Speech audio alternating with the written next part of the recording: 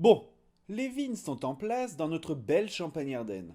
Le vin gris demandé par la cour anglaise et la cour française commence à connaître sa stabilité, mais il reste encore un problème, et pas des moindres, sa conservation. Son côté effervescent ne permet pas un contenant ouvert à l'air libre et vu les stocks, il est temps de trouver une solution. Ce sont les Italiens, ou plutôt les artisans gallo-romains, qui vont nous apporter une prouesse technique, la bouteille en verre. Et ce n'est pas que pour la décoration, croyez-moi.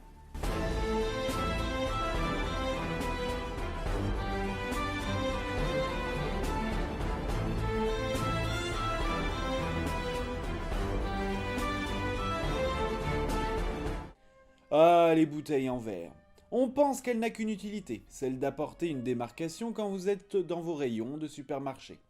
Et pourtant. Alors avant de parler réellement de son utilité, il faut comprendre son histoire. C'est au IVe siècle que nous pouvons trouver quelques bouteilles en verre. Et avant cette date, ce sont des jarres, des fûts et des coupoles qui faisaient office de contenants. Au IVe siècle, toujours, l'artisanat du verre n'était qu'à son balbutiement. Entre test et échec, c'est la technique du verre soufflé la plus utilisée et qui est d'ailleurs toujours d'actualité sur certains objets artisanaux. Saurez-vous me dire pourquoi l'artisan se permet ce renfoncement? Tout simplement pour la stabilité de la bouteille. Bien évidemment, en soufflant, la régularité n'était pas son fort. Donc, pour tenir la bouteille, et surtout pour la solidifier, il est nécessaire de faire ça. Mais ce n'est pas tout. C'est aussi un excellent moyen de doser le champagne, sans que les dépôts se mélangent dans le verre à dégustation. En gros, quand le niveau du champagne frôlait le haut de la bosse, on le jetait. Quel gâchis! Bien sûr, aujourd'hui les dépôts ont disparu et seulement l'argument de la résistance est là. Une autre prouesse technique, son col. Une fois plat, une fois arrondi, quelle est son utilité? Rien de bien sorcier, juste pour permettre au moyen de fixation de s'adhérer plus facilement tout en évitant le débouchage à cause de la pression.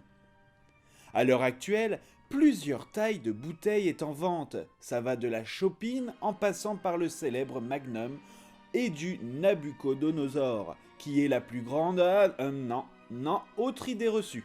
Il en existe bien d'autres, plus grandes et encore plus massifs, comme le Prima et le Melchisedec, qui équivaut à pas moins de 40 bouteilles, et il en faut des bras musclés pour le servir.